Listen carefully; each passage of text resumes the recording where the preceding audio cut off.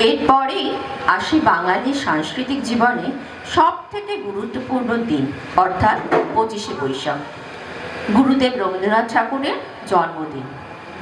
চারিদিকে ধ্বনিত হয় সুমিষ্ট রবীন্দ্রসঙ্গীতের অপরূপ সুরমূর্ছনা ও হৃদয়স্পর্শী কবিতা।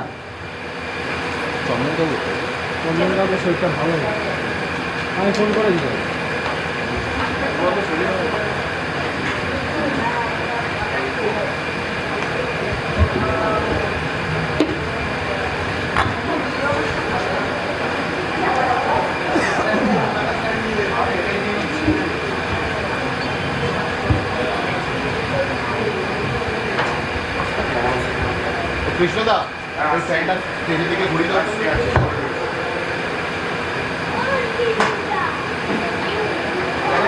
ফ্যানটা ঘুরিয়ে দিও হওয়ার পরে।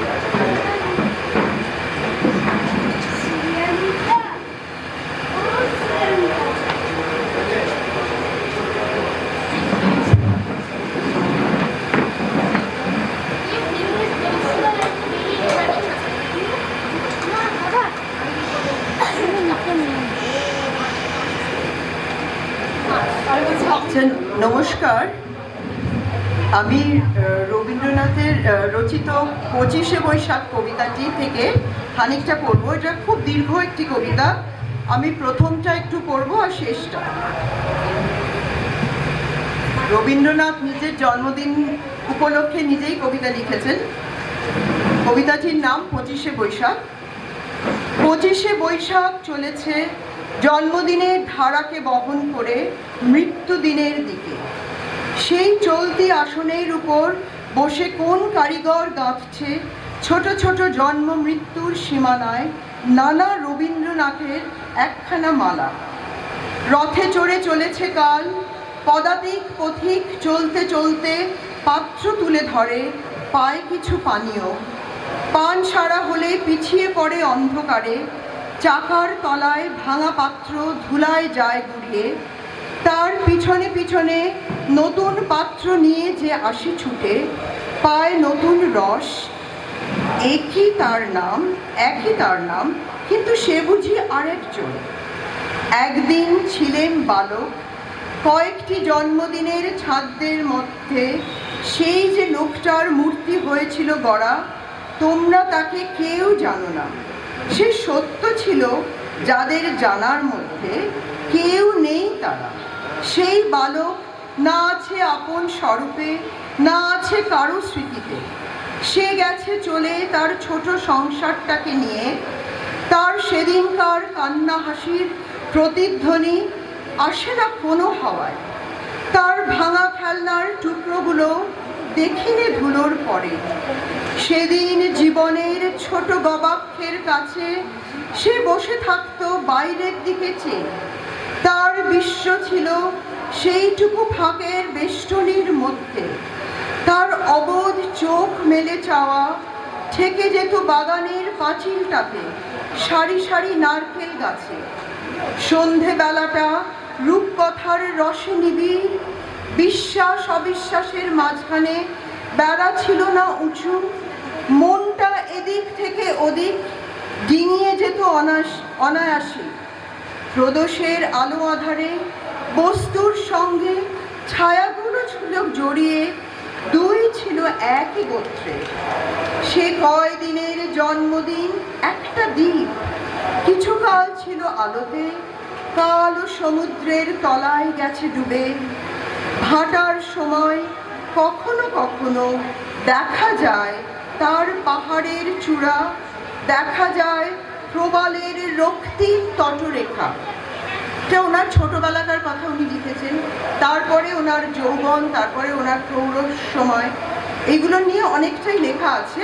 এটা খুব লম্বা কবিতা, আমি শেষ দিকটা পড়ছি কারণ খুব it's a very long poem. শেষে উনি লিখছেন, এই দুর্গমে, এই বিরোধ সংক্ষোভের মধ্যে 25শে বৈশাখের প্রৌঢ় প্রহরে তোমরা এসেছো আমার কাছে। জেনেছ কি আমার প্রকাশে অনেক আছে অসমাপ্ত, অনেক ছিন্ন বিচ্ছিন্ন, অনেক উপেক্ষিত। অন্তরে বাহিরে সেই ভালো মন্দ, স্পষ্ট অস্পষ্ট, খ্যাত অখ্যাত, ব্যর্থ চরিতার্থের জটিল সংমিশ্রণের মধ্য থেকে যে আমার মূর্তি তোমাদের শ্রদ্ধায়, তোমাদের ভালোবাসায়, তোমাদের ক্ষমায় আজ প্রতিফলিত। আজ যার সামনে এনেছো তোমাদের মালা, তাকে আমার 25শে বৈশাখের শেষ বেলাকার পরিচয় বলে নিলেম স্বীকার করে, আর রেখে গেলেন তোমাদের জন্যে আমার আশীর্বাদ। যাবার সময় এই মানসী মূর্তি রইল তোমাদের চিত্তে, কালের হাতে রইল বলে করব না অহংকার। তারপরে দাও আমাকে ছুটি জীবনের কালো সাদা সূত্রে গাঁথা সকল পরিচয়ের অন্তরালে, নির্জন নামহীন নিভৃতে, নানা সুরের নানা তারের যন্ত্রে সুর মিলিয়ে নিতে দাও এক চরম সঙ্গীতের গভীরতায়। ওনার জন্মদিনের কথা বললেই উনি কিন্তু মৃত্যুর কথা নিয়ে আসেন। জন্মের সঙ্গে মৃত্যুকে উনি সবসময় একসঙ্গে জড়িয়ে রাখেন। এরপরে আমি একটা গান গাইবো, যেটা চেষ্টা করবো গাইতে, যেটা মানে 25শে বৈশাখের টিপিক্যাল গান।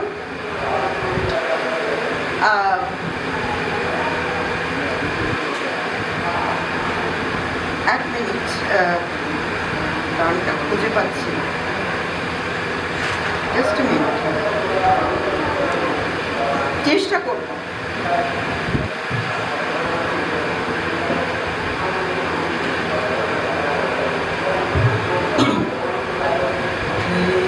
নূতন দেখা দিই কারবার, জন্মের প্রথম শুভক্ষণ। হে নূতন দেখা দিই কারবার, জন্মের প্রথম শুভক্ষণ। তোমার প্রকাশ কুহেলিকা করে, কুহেলিকা করে উদ্ঘাটন সূর্যের মতো। নূতন দেখা দিই কারবার, জন্মের প্রথম শুভক্ষণ। রিক্ত তার বক্ষ ভেদে আপনার করুণ মোচন।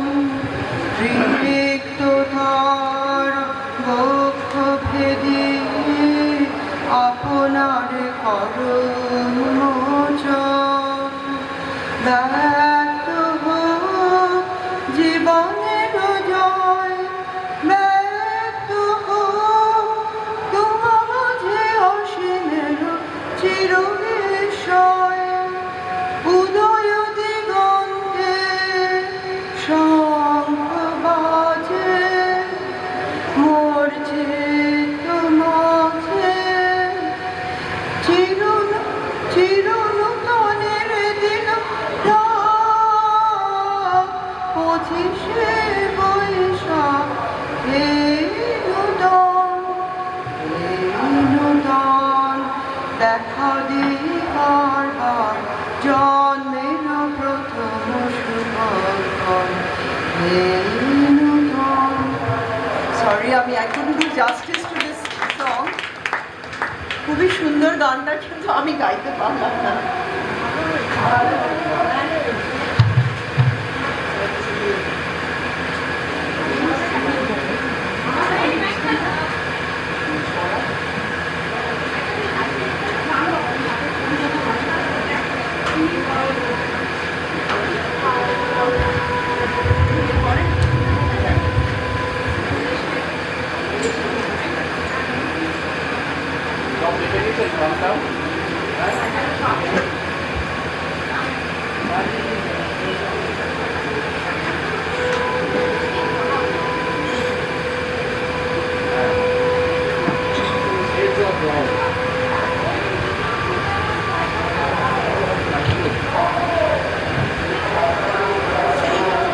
চূড়ান্ত গরম ও অতিরিক্ত আর্দ্রতার হাঁসফাঁসানি নিয়ে আসে জুন মাস।